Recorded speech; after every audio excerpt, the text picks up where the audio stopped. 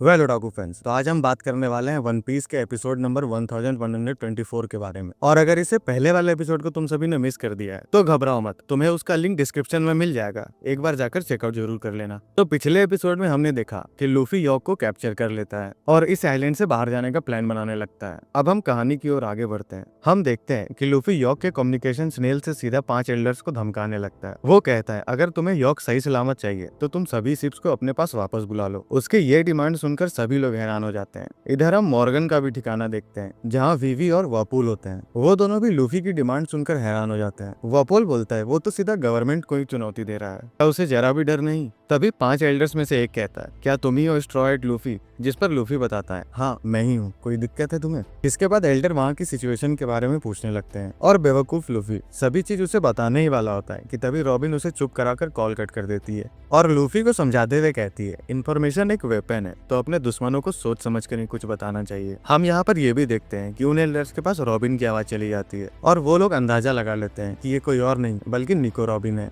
इसके बाद हम शिप के अंदर का सीन देखते हैं जहाँ सैटर्न उस ऑफिसर से कह रहा होता है कि हमें 3 ही चीज को प्रोटेक्ट करना है, जिसमें सबसे पहले तो हमें यॉक की जान बचानी है और दूसरा है पंख के रिकॉर्ड, क्योंकि वो ऐसे डाटा होल्ड करते हैं जो गवर्नमेंट के पास भी नहीं है। साथ ही हमें पावर प्लांट को भी प्रोटेक्ट करना है जो कि मदर फ्लेम को क्रिएट कर सकती है। बाकी सभी चीजें बाहर में जाएं, तुम सभी चीजों को डिस्ट्रॉय कर सकते हो। जिस पर वो ऑफिसर कहता है कि अभी भी रॉब लूची और बाकी के CP0 एजेंट सभी उस आइलैंड के अंदर ही कैद हैं, तो अगर हम अभी कोई हमला करें तो वो लोग भी मारे जाएंगे। जिस पर सेटन कहता है मैं तुम्हें वर्स्ट केस सिनेरियो की बात बता रहा हूँ, अगर कोई ऑप्शन ना बचे तो तुम सबको मार देना। वैसे भी तुम शायद भूल रहे हो, तुम्हें इंसानों को कीड़े मकोड़ों से कम नहीं समझना चाहिए, चाहे उनकी आबादी कितनी भी कम क्यों ना हो। वो तुरंत ही रिप्रोड्यूस करना शुरू कर देते हैं। उस ऑफिसर को बुरा तो लगता है पर उसके सामने वो कुछ बोल नहीं पाता। इसके बाद हमें आइलैंड के अंदर का सीन दिखाया जाता है जहाँ यॉक सभी को धमकाते हुए कहती है मैंने एल्डर्स के साथ डील कर लिया है, अगर तुम सभी ने मुझे नहीं छोड़ा तो ये आइलैंड तबाह कर दिया जाएगा, बिल्कुल ओहारा की तरह। ओहारा का नाम सुनते ही नामी को गुस्सा आता है और अपने रॉड से यॉक के सर पर मार देती है। वो यॉक से कहती है तुम्हें रॉबिन के सामने ऐसा कभी नहीं कहना चाहिए। यहाँ पे मैं तुम्हें बता दूं, नामी ऐसा इसलिए कह रही है क्योंकि ओहारा रॉबिन का घर हुआ करता था और गवर्नमेंट ने उसे तबाह कर दिया था। सिर्फ रॉबिन ही थी जो वहाँ से बचकर भाग पाई थी, बाकी के सभी लोग मारे गए थे। तभी वेगापंक रॉबिन के पास आता है और उसका शुक्रिया करते हुए कहता है अगर तुम मुझे यॉक से नहीं बचाती तो मैं कब का मारा जाता। जिस पर चॉपर कहता है हमने ये अकेले नहीं किया, अगर CP0 के एजेंट सर्पियंस को नहीं रोकते तो शायद हम कभी टाइम पर नहीं पहुंच पाते। तभी घायल काकू पीछे से कहता है मैं तो जोरो की तलाश में था, मुझे क्या पता मुझे 2 सर्पियन से लड़ना पड़ जाएगा। फिर जोरो उसे चिढ़ाते हुए कहता है इसका मतलब इस बार भी मैंने ही तुम्हें बचाया है। इसके बाद हम लिलिथ को देखते हैं जो कि एडिसन को पकड़कर रो रही होती है। उसे लगता है कि एडिसन मारा गया। अभी एडिसन कहता है मैं ठीक हूँ भाई, मुझे मारो मत। उसप उन दोनों को शांत कराते हुए बेसमेंट में कॉल लगाता है जहाँ बाकी के सारे CP0 एजेंट को इन्होंने बंदी बनाकर रखा था। वो सभी कॉल उठाने के बाद बहुत ज्यादा खुश होते हैं क्योंकि उन्हें यहाँ पे खाना मिल रहा था और साथ ही उनसे ये रिक्वेस्ट करते हैं कि उन्हें कहीं और शिफ्ट कर दिया जाए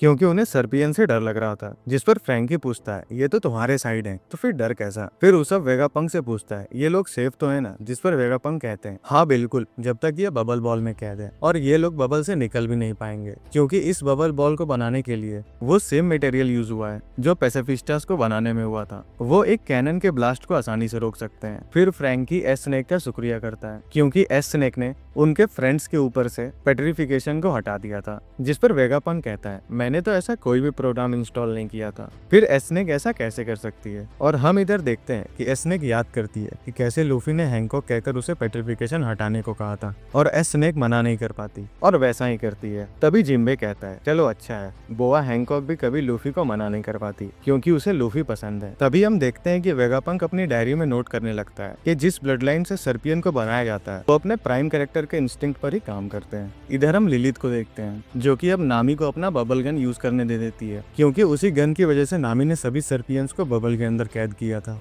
और इधर लूफी एस्नेक को बोआ हैंकॉक कहकर चिढ़ाने लगता है और एस्नेक भी बहुत ज्यादा शर्माने लग जाती है। इधर हम एटलस को देखते हैं जो कि कंप्यूटर की हेल्प से कनेक्शन को वापस से रीस्टेब्लिश करती है लेकिन वो उस बैरियर को नहीं हटा पाती। तभी पीछे से यॉक कहती है कोई फायदा नहीं, मैंने उसमें एक पासवर्ड लगा दिया है और वैसे भी मेरा दिमाग तुम सभी से कनेक्टेड नहीं है तो तुम इसे कभी नहीं खोल पाओगे। लिलिथ गुस्सा करते हुए उसे मारने आती है लेकिन एडिसन उसे रोक लेता है। इधर हम रॉब लूची को देखते हैं जो उन सभी को ऑब्जर्व करते हुए सोचता है इनके 4 मेंबर्स इंजर्ड हैं और 2 सैटेलाइट मारे जा चुके हैं। यहाँ पे तुम सभी को तो अंदाजा लग ही गया होगा ये साला कुछ तो गड़बड़ करने वाला है। इसके बाद वहाँ पे स्टेसी आ जाती है जो उन सभी को बताती है कि ये शिप चारों ओर से घिरी हुई है जिसमें लगभग 100 शिप्स और 30,000 नेवी सोल्जर्स हैं। इतने टेंस सिचुएशन में भी ठरकी सांजी उसे कॉफी ऑफर कर रहा होता है। समझ रहे हो भाई ठरकीनेस का लेवल। तभी वेगापंक नामी से अगली लोकेशन का डायरेक्शन पूछता है। जैसे ही उन सभी को पता चलता है कि अगला लोकेशन एल्बाफ होने वाला है तो लूफी और उसब तो खुशी से नाचने लगते हैं और कहने लगते हैं हमें जाइंट्स देखने को मिलेंगे और कहते हैं हमें तो जाइंट्स देखने को मिलेंगे। जिस पर एडिसन कहता है इसमें क्या है, वो लोग बड़े हैं इसलिए जाइंट्स हैं। इसके बाद वेगापंक उन सभी को एक प्लान बताता है उस आइलैंड से बाहर निकलने का, जिसमें वो कहता है कि अभी उन सभी का शिप लेगो फेस में है और क्योंकि नेवी ने चारों ओर से हमें घेर रखा है तो हमारे पानी से निकलने का तो कोई ऑप्शन ही नहीं है। लेकिन क्योंकि तुम्हारा शिप वेगा फोर्स 01 के पास है तो हम ऐसा कर सकते हैं। वेगापंक 01 तुम्हारे शिप को कैरी करके कुछ दूर तो ले जा सकता है लेकिन उसकी एक लिमिटेशन है, वो एगेड आइलैंड के कुछ रेंज तक ही उड़ सकता है। जिस पर फ्रैंकी कहता है ये काफी है। इसके बाद हम सनी में कूडो बर्स्ट को यूज करेंगे और आसानी से 1 किलोमीटर उड़कर जा सकते हैं। जिस पर वेगापंक भी शौक हो जाता है ये शिप उड़ सकती है तो फ्रैंकी बताता है इट फ्लाइज ऑन कोला। इसके बाद क्या साइंटिस्ट के दिमाग में कोला का फॉर्मूला चलने लगता है और उसी के साथ वो भी इस प्लान में शामिल हो जाता है। जिसके बाद वो लिलिथ को वेगापंक 01 रोबोट के पास जाने को कहता है और खुद एटलस और एडिशन के साथ कोड को तोड़ने में लग जाता है जो कि यॉर्क ने लगाई थी। लिलिथ के साथ लूफी, फ्रैंकी और बोनी भी जाते हैं। इसके बाद हमें शिप के अंदर का सीन दिखाया जाता है जहाँ एक सोल्जर ऑफिसर को पेपर देते हुए कहता है अब हमें आइलैंड के अंदर का सिचुएशन पता है। तो वो ऑफिसर कहता है जाओ और सभी शिप्स में ये बात बता दो।